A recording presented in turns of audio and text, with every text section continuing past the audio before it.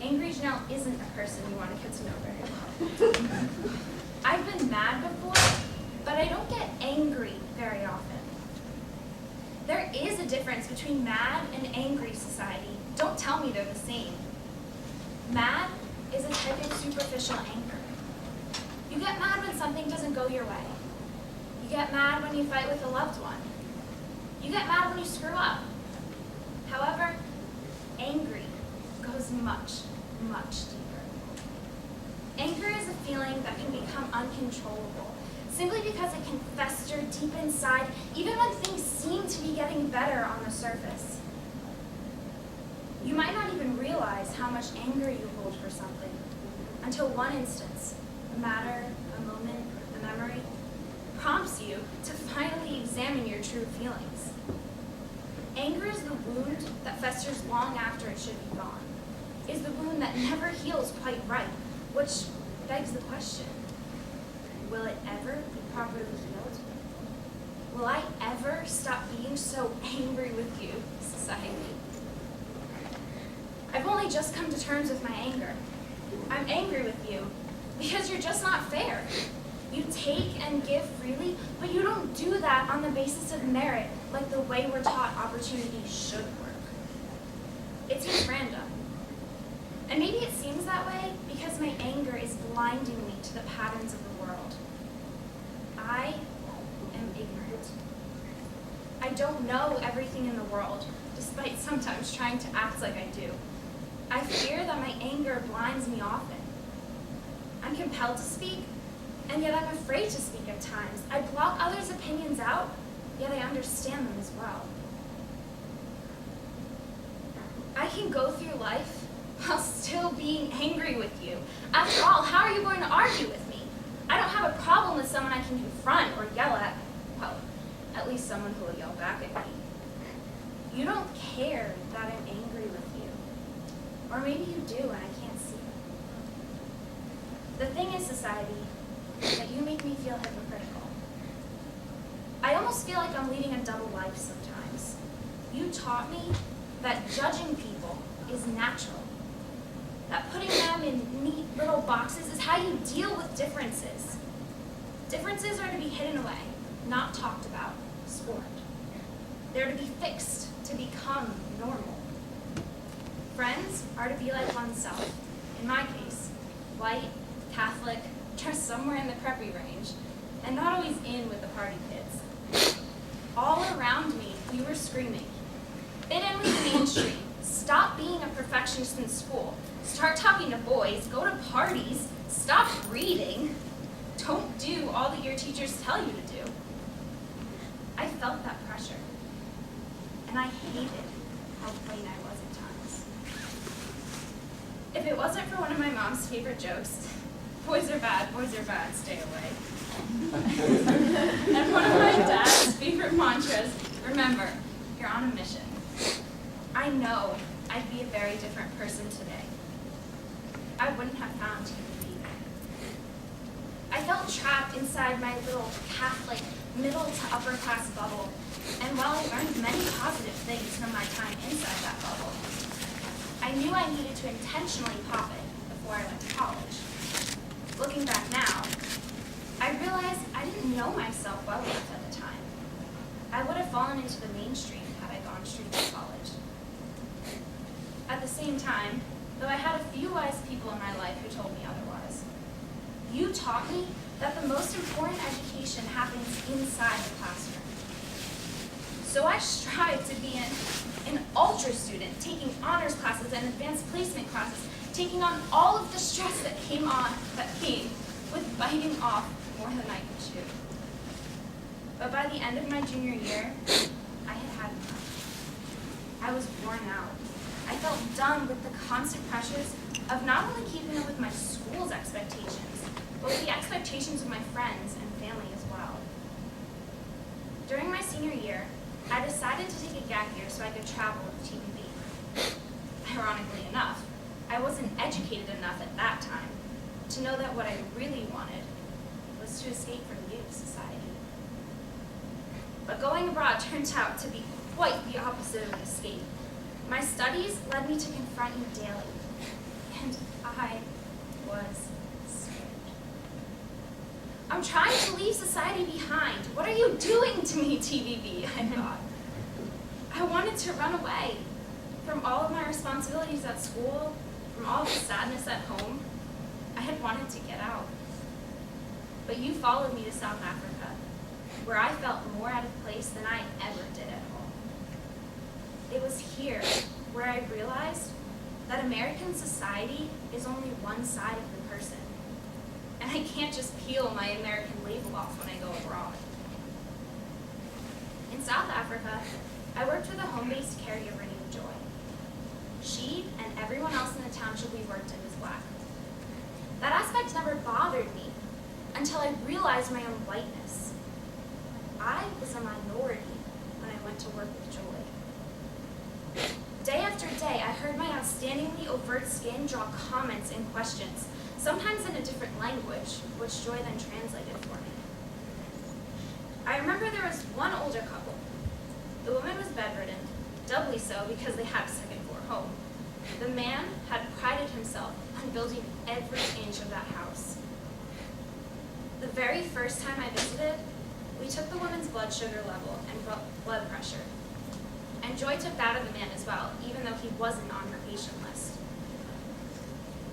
He was one of the most animated men I've ever met, and he spoke English well enough that we had a conversation. He told me that America was beautiful and a land of opportunity. Looking out of his second-floor window, he declared his native land ugly. Ugly? I told him that South Africa was prettier than America. When I looked out that window, I saw one of the most beautiful sights I've ever seen. The ocean framed by mountains, with the bluest sky as a background. But the poverty, he cried, trying to make me understand the people of this country are poor. It's funny how vividly I remember that scene because at the time, his comments went over my head. Take me back to America with you, he told me. You don't want to come to America, I said. It's not as beautiful as you think it is. He was bewildered. It's funny that while I judged the beauty of South Africa by its land, I judged the beauty of America by you, society. You're not as beautiful as you think you are. As I began to get to know the people in my South African community better, I started to see what that meant though. I barely knew what apartheid was coming into the trip, but boy did I discover that it is not at all over. You look different in South Africa's society. Though maybe that was because my own American bubble disorients what you truly look like in America. Socioeconomic status had a direct correlation with skin color in South Africa. But I discovered that the quality of person transcended both of those categories. I visited Joy's house a few times. She didn't have much society. But oh, how you miss dragging her into your broken circle of hopelessness. She's a dreamer and a doer. And I'm proud to say, she was my teacher. Very open and willing to talk about anything. Joy was an honest optimist to the bone. Her husband was dead. She had a 16-year-old daughter who had a 2-year-old son. Her biological son lived with her own mother. She took care of 5 kids who lived with her because their own respective houses weren't safe places due to abuse, alcohol, and drugs. She was adding on an addition to her house with her own hands. She was one of 2 houses in the entire township to have a rainwater collector. She wanted to start a garden. Joy was always looking for ways to improve her and her children's lives. She had this type of resilience that I've only ever seen in movies or videos. I'd never before had the honor to meet someone who could be knocked down hard and come back even stronger. It wasn't until a few weeks after I knew her that one of her patients explained her accident. One day, she was lying down and her children were fooling around. One of them turned her head, like this, and pushed too hard. She became paralyzed from the waist down. She said that was a very difficult time in her life. Her husband was dead, she couldn't walk, she had no job. She told me that she almost gave up right then. Maybe in those moments, she understood why her husband had committed suicide. I know she was this close to succumbing to your piss-poor attitude, society. She almost gave up. But unlike so many others, she realized that she had a choice. Stay down in that neat little box you threw her into, or get up and climb out. Joy chose to walk, eventually dance, amongst those boxes, helping others out of them through the roles of supporter and caregiver. The township of New Horizons that she so excitedly brought me into, though I honestly was never fully comfortable in it. I became a part of it through her. What Joy taught me had absolutely nothing to do with anything I'd been taught inside another box, a classroom. My lessons in New Horizons went beyond the wildest dreams I'd had in the past for a fun day in the classroom. And as I transitioned into India, I realized just how unorthodox a classroom setting could become. I taught in the slum of Jagatpura, where the only constant was the half-finished concrete second-story room we called a classroom. Kids would come and go as they pleased, skipping days at a time. Even the smallest kids, 4 or 5 years old, would pick up and leave as if they knew exactly what time it was from the non-existent clock on the wall. With open windows, a rudimentary balcony, and stairs that led to the roof, I thought it was a recipe for disaster. And it was. Our days at school involved lots of negotiation, bribing with the opportunity to draw, running after children, getting hit by them, picking them up, carrying them, being hugged by them. One morning translated into a whirlwind of emotion, encompassed by the ever-present exhaustion. You see, society, in India, you taught the slum kids that school isn't an integral part of their lives. What will they be able to achieve with rudimentary schooling? Who wants to teach them but volunteers who speak a different language, who aren't always there, who don't know the first step about how to teach? You taught my little ones in Jagatpura that they were stuck in a box labeled slum, and they had to be satisfied with that. They were destined to be puppet makers, wood carvers, metal shapers, and that was that. The skills they needed to live in accordance with you, I couldn't teach those skills in the classroom setting. I couldn't even teach those kids what they needed to be the box slum version of successful. What was I doing in a classroom? What was I doing in Jagatpura? In our group seminars, we quickly discovered that all education involves more than sitting in a classroom. Not only that, but the American style of education is oppressive. Society, think of how many people you know who have a hard time with school. They simply don't connect with the curriculum, or they aren't a good test taker. Do you know of anyone who has a disorder that makes school difficult for them? Do they have anything going on at home that makes getting homework done and studying for tests near impossible? There are so many aspects that you assume about the lives of American students. I thrived in American schools, and even I felt the draining pressure. I can't imagine how hard it must become for those students who just don't connect with the classroom model. There's something fundamentally wrong with American schooling, I concluded. And just like that, it wasn't criticizing you, society, when I realized that you did more than follow me to South Africa and then to India. I brought you there with me. I am part of you, and I can't escape that. I am society. I'm you. Look around you. You're made up of people just like me. Together, we perpetuate the placement of people in our neat little boxes.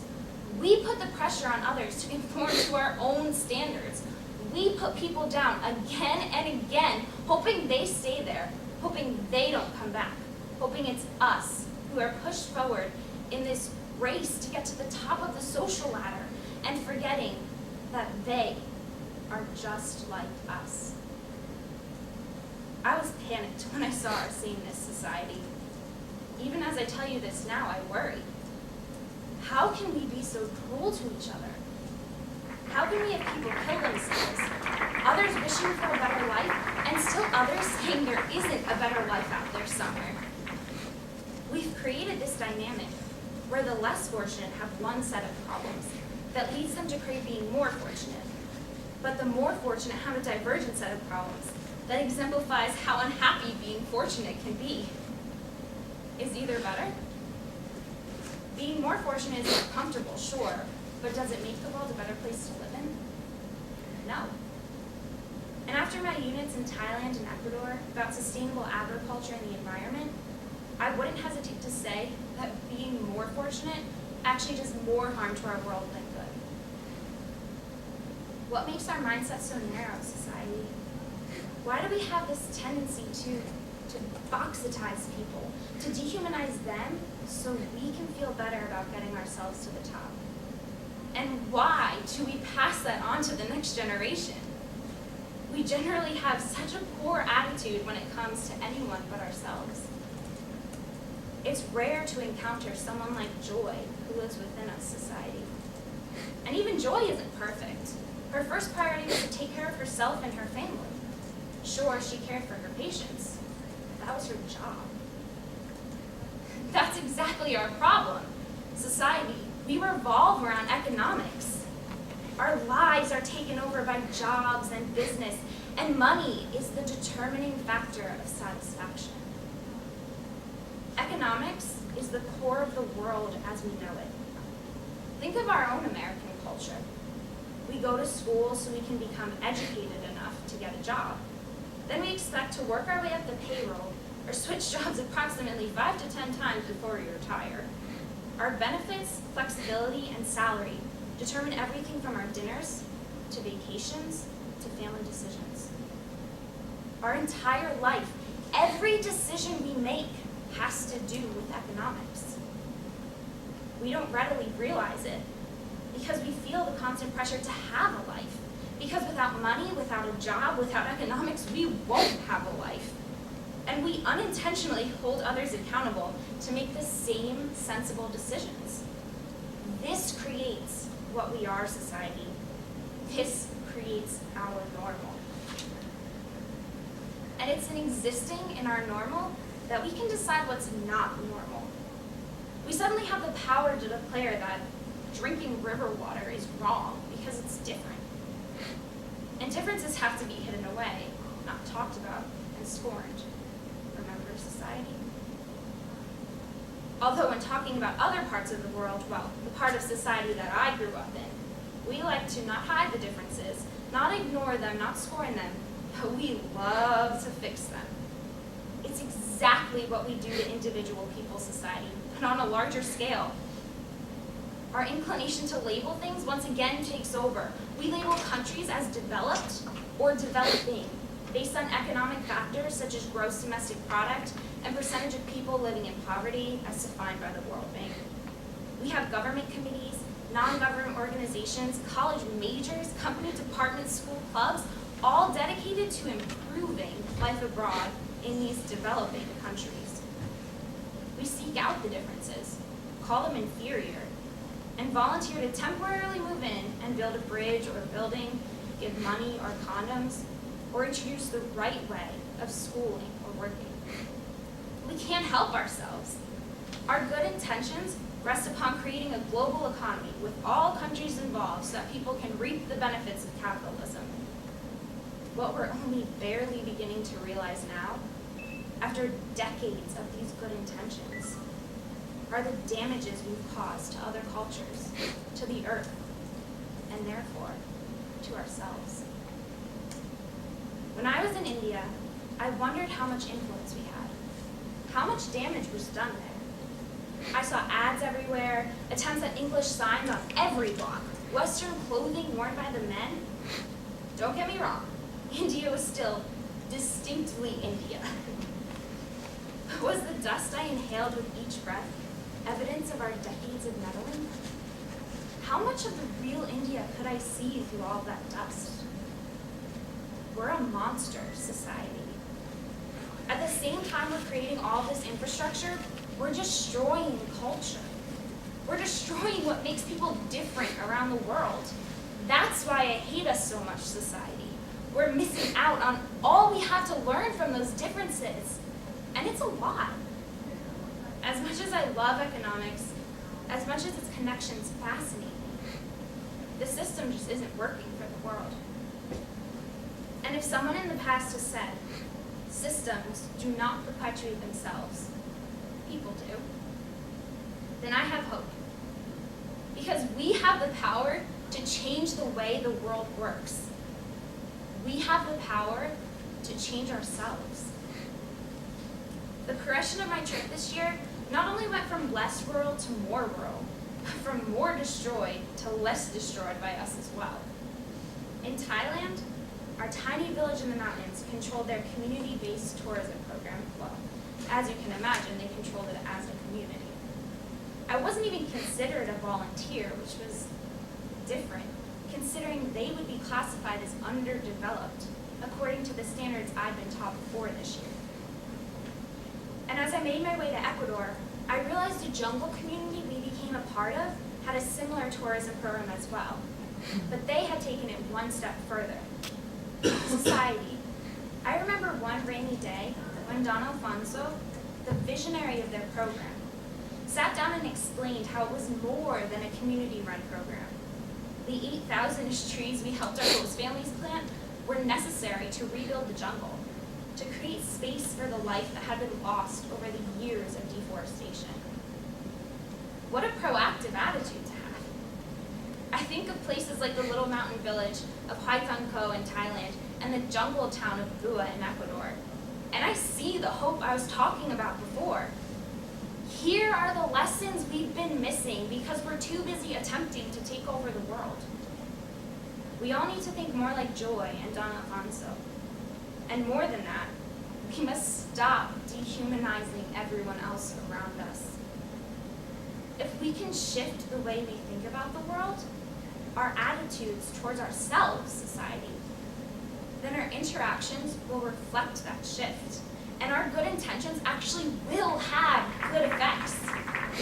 We'll be able to aid other communities, the other parts of ourselves as a whole, not in the way we deem to be right, but in the way they envision their own development. We need an attitude adjustment society. Look around you, people. Your society. It's you, just like it's me. Society. If we reframe how we think of the world, if we stop boxitizing people and start acknowledging the humanness in them instead, think of how many people we can impact. Think of how many lives we could change simply by changing ourselves, by changing our attitude. Charles Swindoll said, "Life is 10% what happens to me, and 90% how I react to it." We have the power to transform society, but it takes a conscious effort. The results manifest in our actions, our conversations, our resolve not to settle for anything less than the society we dream of. A society where people attempt to understand one another. A society where love is more important than the bottom line. So I guess I'm not really angry with you anymore, society. If you're made up of the people I love, including myself, how can I be angry? My program leaders this year taught me that anger is a secondary emotion. I think that what I used to feel was frustration disguised in anger. I felt frustrated because I didn't know how I could make the world align with what I think we, society, should be. But I think the residual that I'm feeling now, I think that's sadness. At the way the world works, at the way people treat other people, at the way most of us are ignorant to the responsibility we have that comes with the privilege to live in this wondrous world. The thing is, though, that though I'm a bit sad, I know not to dwell on it. I have hope, society.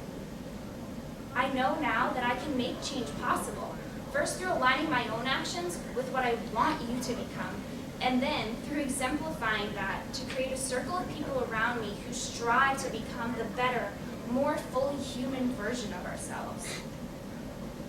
If I can go to college next year and really stay true to my vision for a better us, I believe that in studying and forging my own path in the field of international relations, I can continue to make an impact. You and I, society, we're a team. Together, we can be agents of change. And it starts right now. It's already begun. Truly yours, Janelle Kranz.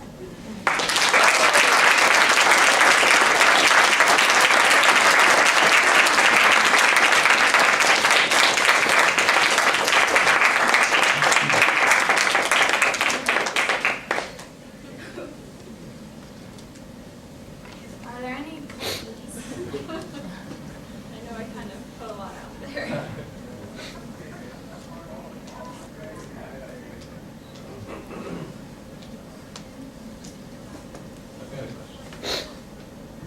That was awesome, thank you. It's clear that you've done a lot of reflecting. I'm wondering, was there a single moment in the trip where all of this kind of, when you realized all of this, or has this happened after, a lot of reflection since you've been back in America, or are there moments throughout the trip where you had these kind of realizations?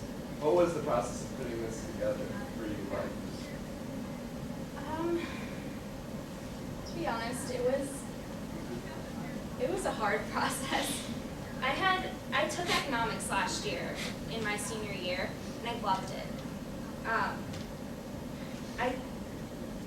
Although I loved economics, I saw the faults, and I saw how society revolved around money, and how all of our decisions were made around economics and how the economy was doing. And when I got to TVB, when we started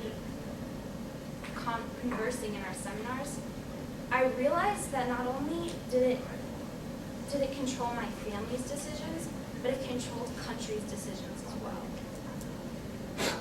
I think that was one of the big moments for me that started it all.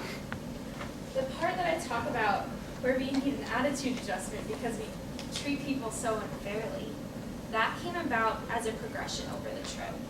That happened from the little moments with my caregiver, with the kids in India, with the people we've known throughout Thailand and Ecuador, through being in Cambodia. It's astounding what people can do, it really is.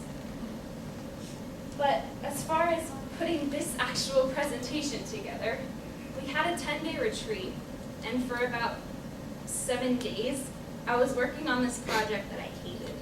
I could not get excited about it. I was almost in tears on some days because of it.